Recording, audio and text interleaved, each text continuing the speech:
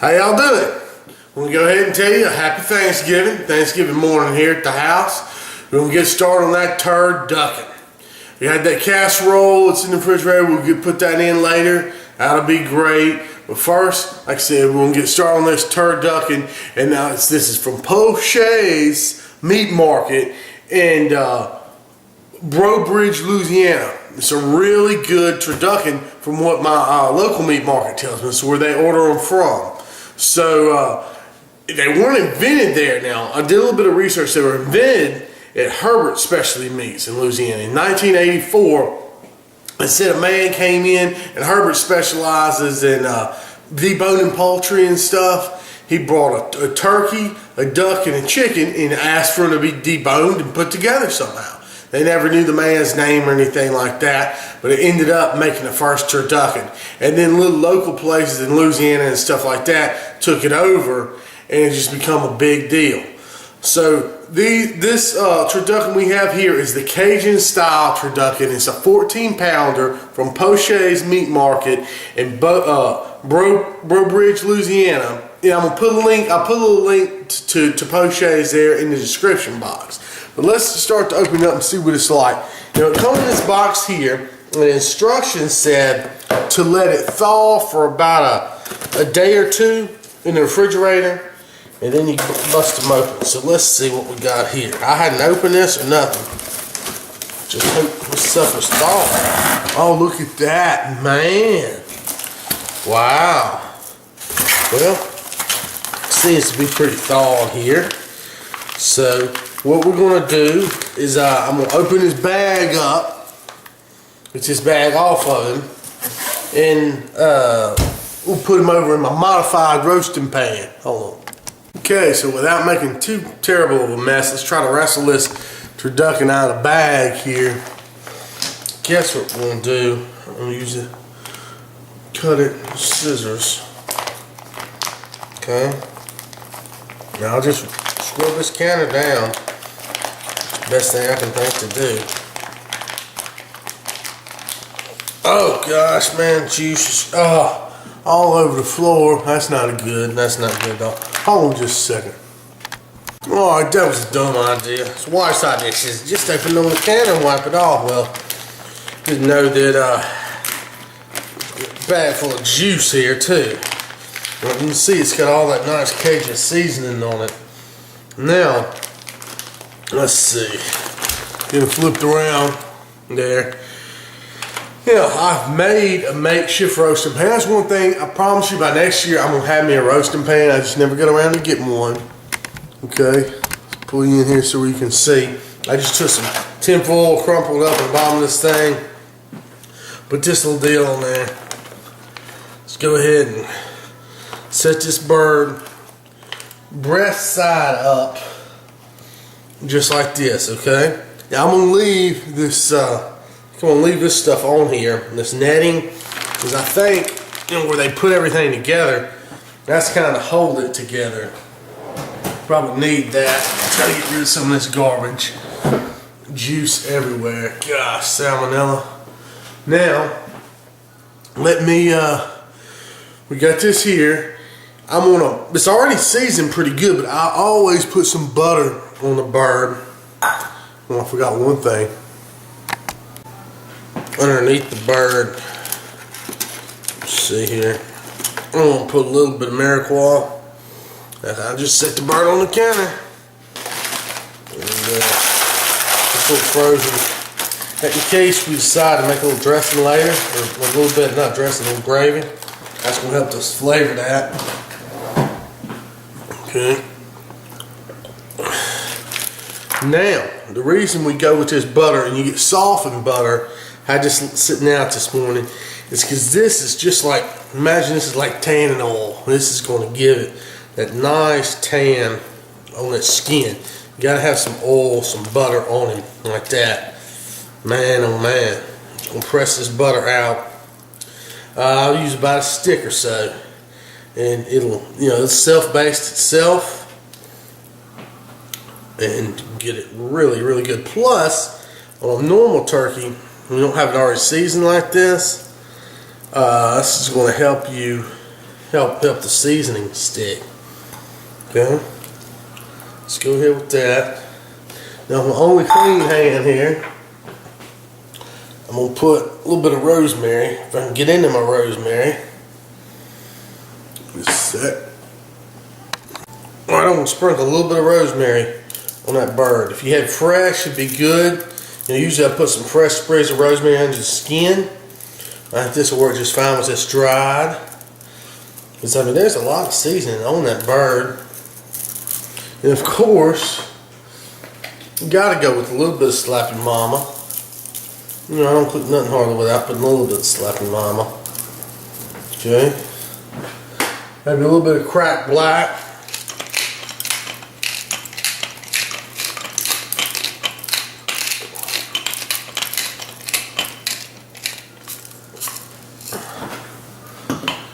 A little bit of kosher salt.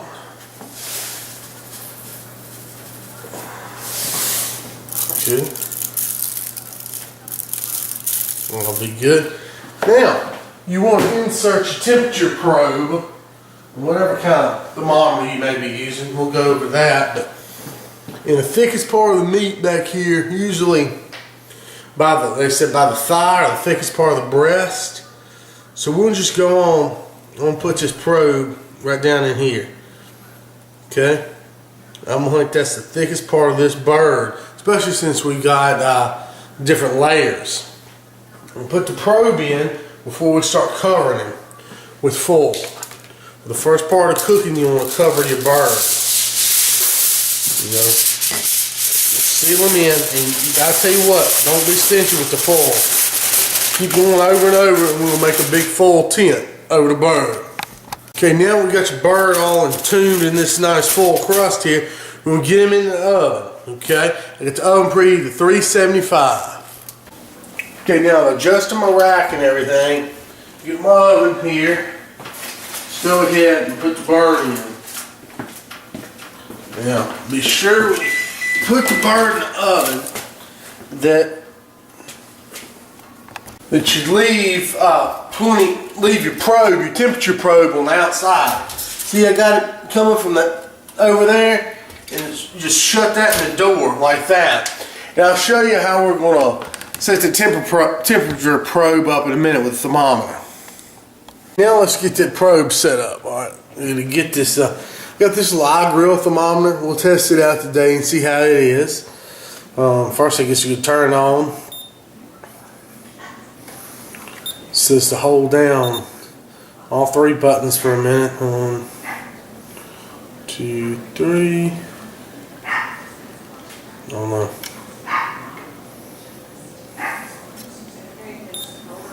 Alright. Now, saying 52 degrees. I'm going to take my probe. Let's see what you can see. And I'll put it in here on probe 1. Make sure that's probe 1. Okay. Now, it's showing low temperature. That's because it's in that frozen bird. Okay, we're going to set it up just like this inside the oven. Now we go on the phone.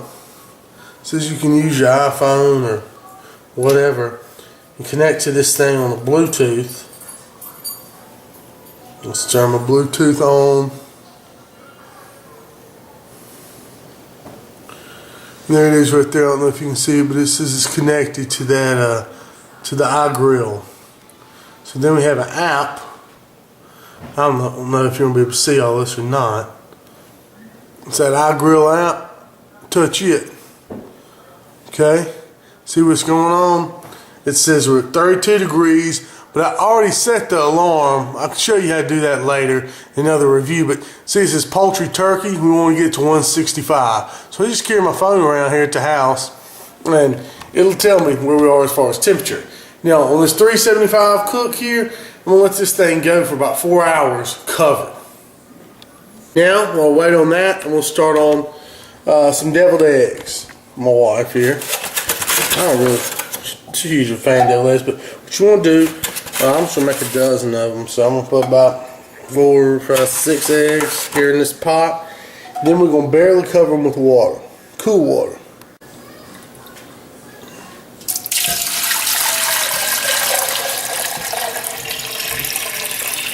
Alright, enough water just to cover them. We'll turn this burner on about medium-high heat and let them come up to a simmer. Let's just get it to about 210 degrees. Okay, so now I've heated my eggs to about that 210. You can see it's just when the water's just starting to bubble, the eggs have moved just a little bit. I'm going to cover it. I'm going to cut my heat off. And I'm going to set my timer for 17 minutes. So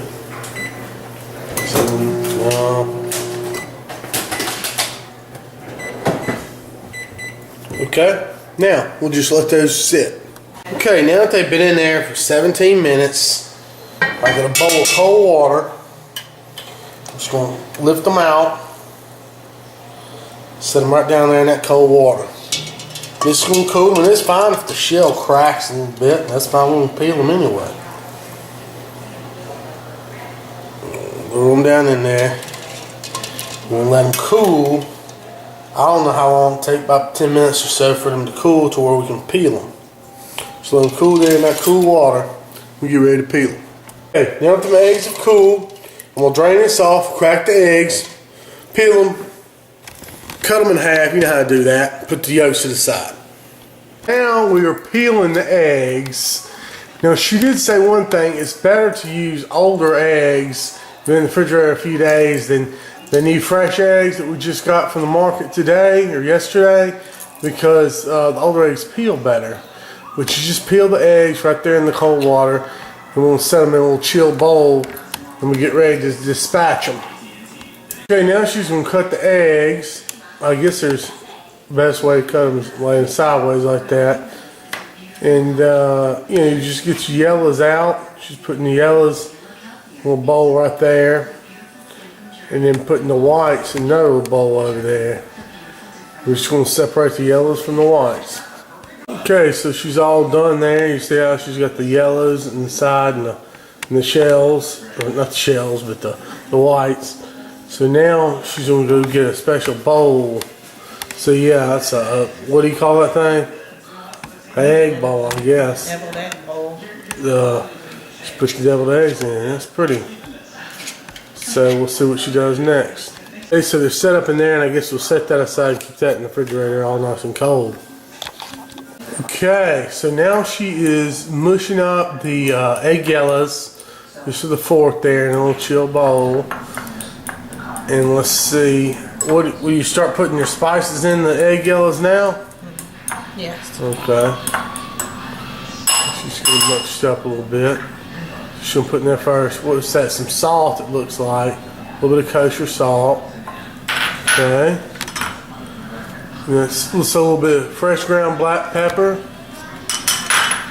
Alright. A little bit of what's it, garlic powder.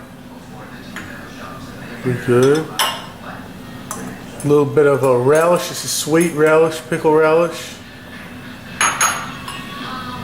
It's a little bit of sriracha. This is good. A little bit of color, a little bit of heat to it. Okay. Just starts to mix that up. But now, I guess she puts some mayonnaise. Use a blue plate. Well, might have to get another thing of mayonnaise. See if that's going to be enough. So now she'll put a little bit more mayonnaise. I guess she just kind of does this by sight. I've never made these deviled eggs. Her grandmother used to make them. I don't make them. So put that in there. And then I think we had you put some Dijon mustard in there. That's a really good mustard. I have to buy that mustard again. What's that mustard called? Lars. Own. Huh. Swedish style spicy brown mustard. Real good. Okay. Just mix it up. So just mix that up. And we're going to get that in the egg somehow. One important thing to note now, she just tasted it. She said you have to taste it and see if it needs any of the other ingredients, how you want to tweak it before you put in the egg. She said you always taste the filling first. Okay, now she's taking a Ziploc bag and putting the egg mixture in there. So I guess we're going to use that kind of like a piping bag. Make it a So now she's put all that in a pastry bag, in a Ziploc bag.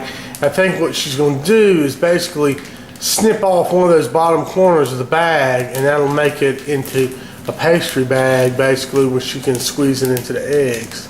So now she just cut the corner of that bag out. Not going to miss that part. We just cut the tip off, and she's using that just to squeeze that egg mixture out into the eggs. That works out good. way easier than spinning. Yeah, way easier than spinning, just like a piping bag. So you just cut one corner, bottom corner of the pastry bag or the zip top bag out and squeeze it in there. That's good.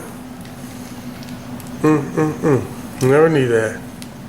Okay, now what do you say? How she puts that paprika, a little bit of paprika on top just for color, and put them in the refrigerator until the guests arrive. They look really nice. Deviled eggs. Never knew they were that simple. Okay, now one thing we're gonna start on another dish for this Thanksgiving. Wife wants some macaroni. We ain't got it, but in the box. I'm gonna show you how to tune up just a little bit, make this box macaroni a lot better, make it kind of like a casserole. Okay, first we're just gonna start out boiling some water like normal. You're gonna salt your water. Just get it, like cooking pasta, and bring it to a boil. Okay, once we got a boil, let's just go ahead and boil the macaroni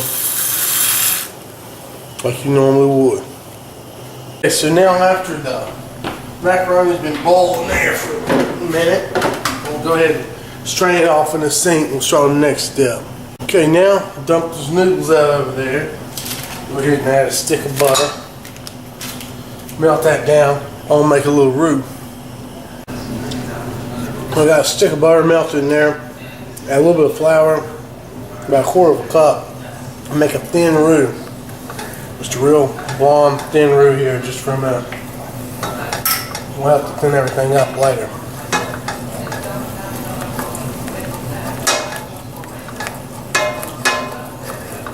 There you go. Yep, get my roux stirred down. There we go. Make a thin roux. Okay, so now I'm gonna get my roux stirrer out of there. That roux is just about how I want it. Let's go ahead and add about a cup of milk to this roux.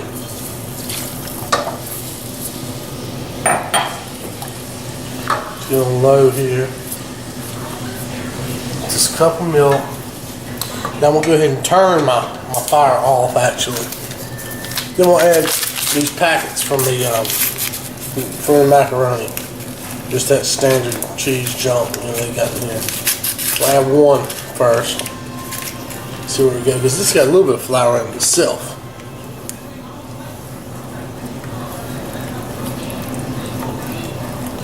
Stir this around. Like I said, we got the fire off now.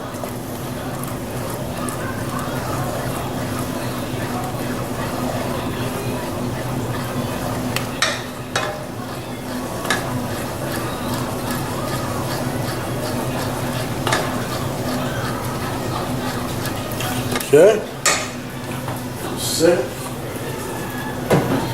Get this with just a little bit more of the milk. Just a pop more. And some real grated cheese here. A good handful like that.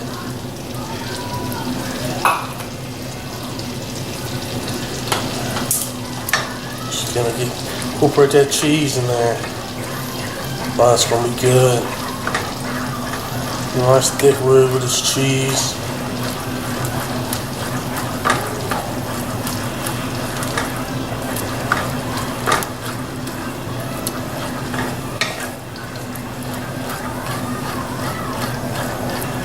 Like that. Once that cheese is all dissolved, go ahead and hit some more in there. I said I could probably have about a cup of cheese here.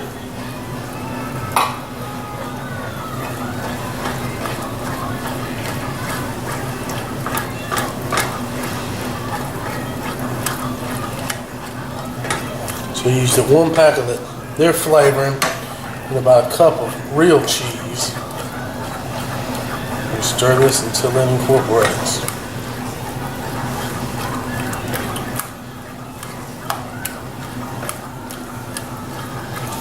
As it gets thicker, like this, I might want to add a little bit more milk.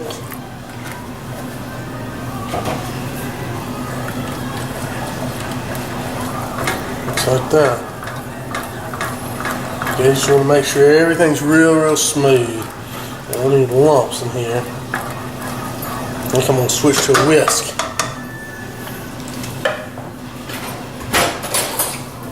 Alright, whisk this thing up just for a minute.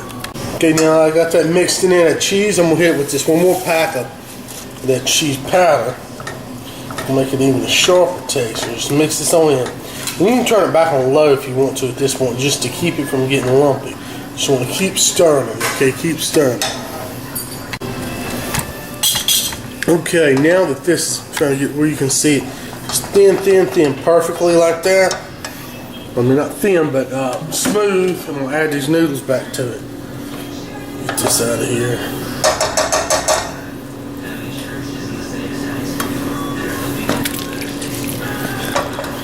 Add your macaroni back to it.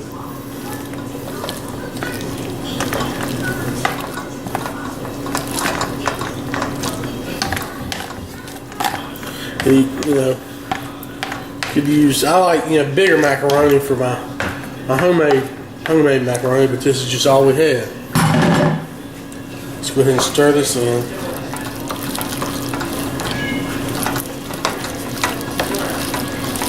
Mix it in.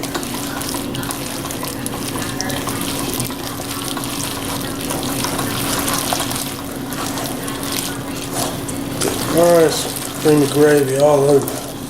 There we go. Look at that. You can see how that's mixed, and look at that, how smooth that is. Alright, now we're going to transfer over to the counter. Now, over here in this bowl here, I got an egg, 2 eggs cracked. And they've been sitting there for a minute. I'm going to pour this hot mixture on the eggs. Okay. And the reason we put the eggs in there with it on the heat or anything is that would have surely made the eggs just scramble. It would have been awful. And this is what we want to do, just like this.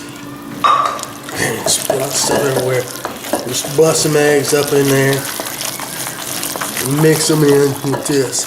This is what's going to give it a fluffy texture. Okay? And don't worry, it's going to get cooked some more. But this is really, you could eat it. But I ain't going to suggest, but like I did that pasta. Pretty much ate it just like that. Now, let's go ahead and get everything mixed in, and we'll get a pan. Okay, so I've got a little pan here, lightly greased. Go ahead and put this macaroni down there. Look at that.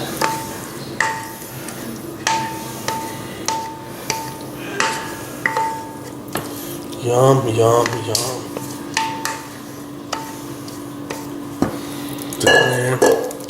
Press it down a little bit. Okay. Now I got some more cheese. See there? I'll have to use that. So just sprinkle a little bit of this cheese like this on top of there. Okay. Now let's put a little something else. What we'll do here, get a little bit of butter hot. Brown, a little bit of pancake breadcrumb. Give a little bit of brown pancake top there.